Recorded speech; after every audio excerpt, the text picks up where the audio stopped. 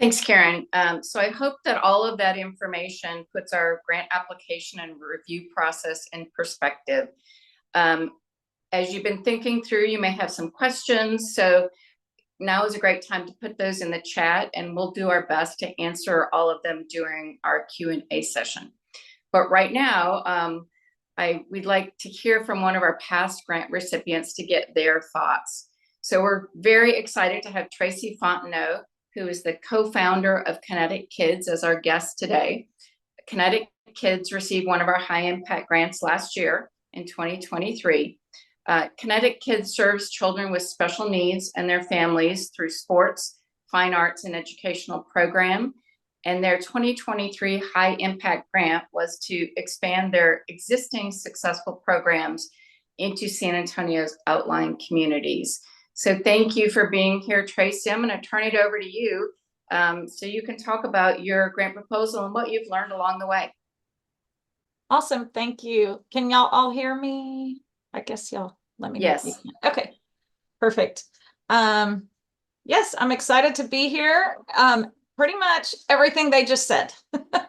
If you follow that to a T, it's really like as you were presenting and I was looking back through it, I'm like, yep, we actually did that. Yep, we actually did that.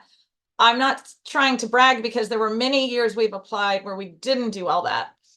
So I was also reflecting on that there were times in the past where we're like, I don't know why we're not getting further with the impact grant, but now that we have, and I realize, we did some of it and we thought, like we all do, we have a great reason for the grant need, but we weren't completing all the steps and just doing it to the degree we did this last year. So it does make a difference. But really, all those things that you just went over are some of the things I was going to talk about today. But I'll kind of go through and just provide some information, and then y'all stop me, or if you want me to go on something I don't talk about enough, let me know, or if y'all have questions along the way.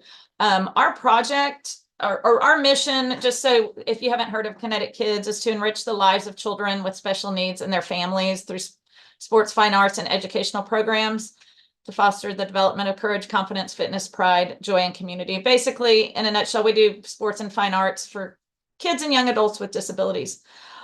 For our grant, it was, I liked how they were talking about kind of try and make a creative name, because that was also something in the past we didn't do. I think we probably called it Kinetic Kids Sports and Fine Arts, which is kind of not really describing a project, because it's just describing our organization. So this year we really described our project, and our project was called No Limits for Adapted Sports and Fine Arts. And the premise of the No Limits was kind of like two things, because no limits in terms of the kids we serve and how they have no limits for what they can do. But then the double meaning was no limits, like physical boundaries, because the grant was about expanding to areas like Castroville, Hill Country, New Braunfels. So it's kind of like a double meaning in the no limits definition. So that was not my brainchild, but someone said it in a meeting, and we were like, no, that makes a lot of sense. So let me see a couple of the process. I think they asked me to talk about the process. So one thing that was different about how we did this versus other grants is we separated and had a meeting with our staff just on this. And I think sounds very simple, but sometimes we'll present on our grants within our big meetings with our staff, and our grant writer will say, I'm applying for these, or what do y'all want me to apply for these? And we have this discussion, and then someone else on the team reports about programs, and someone else on the team reports about what's going on over here. For impact, we decided we needed to like pull this and have a separate meeting. It wasn't going to be part of a meeting where we're just talking about it for 5 minutes or 10 minutes. It was a time where we said, let's set a time Friday and we're going to talk about impact. And we pulled kind of a key team from our key team. So there are about 5 or 6 of us. And that's where we really sat down, and we could talk so much more because everybody brought their brains. I know in the nonprofit world, we're all like wearing so many hats at so many times. So I encourage you to put on your impact grant hat and keep it on for like an hour when you meet, and not just for 10 minutes of a bigger meeting. So having a separate meeting where everybody there, the 5 or 6 or however many you want there, is very focused on the idea sharing. I'm kind of starting like at the beginning, so you may already be past that. And then narrowing. So if you're at a point where you're kind of far, but you still haven't narrowed, then I just encourage you to have decide from your team who brings the good ideas or who thinks outside the box. And then who also is like very logistical thinker, and bring them to the table, and then kind of just deep dive, throw out all the ideas. Don't necessarily have to finish that, and then maybe schedule a meeting for like 3 or 4 days after that, where you then kind of like it all comes to light, hopefully. That's kind of the process that we went to. Starting early, obviously, is always good advice, because sometimes it's hard to do in nonprofits, but kind of look at your calendars, look at your deadlines, and then schedule those meetings, or just schedule your focus time for, okay, this is going to be due in 2 weeks. I need to schedule 4 times of focus time where I'm thinking about impact. We did that sub team of our key staff, like I mentioned, and then we also got 2 board members, I would say kind of involved. They were not in all those meetings. We didn't ask them to come each time we met with the staff, but we ran it by them. So sometimes that was a phone call. Sometimes that was a, can you jump on a Zoom? Here's what we're doing. Do you have any input? And our board members didn't come and like change the direction or bring like huge ideas, but they may have said something here and there that helped contribute to how we phrase something. Or, oh, I didn't think about that. That's another thing of support we might be able to put. So sometimes we think, oh, our board members aren't, they're not engaged in the day-to-day, so they're not going to have anything to add.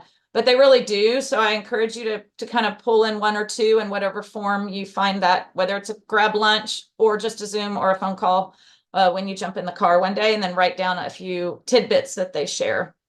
And then that's kind of the pre-process. And then as the grant, as we were making it through the different stages, we would then have continued focused meetings for whatever phase we were going to get to. I was going to talk a little bit about the site visit, because I feel like I think we had maybe made it to a site visit a while back, but we did not do a good job, or maybe it was the year before. And this year, I feel like we just really rocked our site visit. Again, it wasn't because of me, so I'm not bragging on, we did have kind of a person who is like a friend of our board members, and we've known her for many years. She used to be an impact in her past life. So she was like we just called her our consultant. She volunteered to do it. So hopefully you don't have to pay a consultant. It's someone who like loves your organization, engaged in your organization, kind of, it's not like brand new, knows kind of a lot about the work you do, but is an outsider. That person, I would bring them in before your site visit, and I would have them sit down and listen to what you're going to present at your site visit and give advice. Because when we first sat down, she was like, nope. And like, at some points I was like, oh my gosh, I'm almost getting offended. She doesn't like anything about what we're saying. And she's like, nope, you need to talk more about the project. You're talking too much about your mission. This is more, but that advice we got from that was so on point and like what we needed to hear.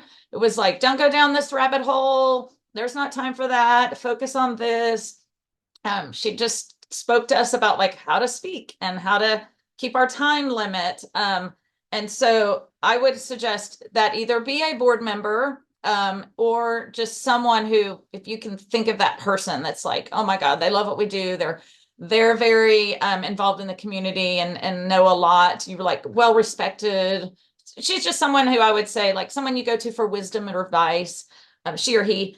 And then just ask them, say, can you sit down with us and then run through the presentation? That's my other advice, is do like a mock. Again, we were like, oh my God, this takes up so much time. We got to do a mock. And then we didn't do a great job. So we had to do a second mock. And we had to go edit some slides in between. But again, all of that shows in the preparation when you actually have the site visit, because the year before we didn't do any of that. And I'm sure it looked like that. I'm sure it looked more scattered. And then I think this was said in the slideshow, but during the site visit, try and focus on the project. Just like we tried to like open with like a little bit of mission, like a mission moment type thing, and a little bit about the agency. And then the middle of the sandwich was the project. And then just a little heartstrings. I think we played our video at the end. And so it's just always finding that balance. I love everything about Impact, and the way they evaluate. And so I think that, they want the content, the information. You can't try and like wiggle around and kind of, oh, we'll just wing it. Don't do that. It's not a plan. It's not a plan if you want to get the impact grant. So just be very methodical and think logistically, but then also always at the very end kind of go, okay, did I put a little bit of heartstrings in here? Did I put a little bit of mission, along with all the content that you need to put in there? Let me keep going. Anybody have any questions or anything so far? I put on my glasses, see what else I have here. Tracy, how many times did you all apply? You may be the longest standing applier of any of our applicants. I think we probably are. Well, I know when Impact first started, was that around 2005 or 6? Yeah, 2005, the first grant. Yeah, so one of those first 2 years we made it to the finalists. At that time, I think it was 25,000. And we went to Sonterra Country Club and presented. And we didn't get in after the votes, but and then I don't know if we almost applied every year after that. Maybe we took like a year here or there where we didn't, but so I'd probably say, I don't know, 17 years. Not to discourage y'all. Y'all can do it before 17 years. we have first-time applicants that are finalists as well. Thanks a lot, Tracy. Your experience is really, really helpful for our applicants to hear about and get the tips of someone that's been through the process multiple times and has come out successfully on the other end.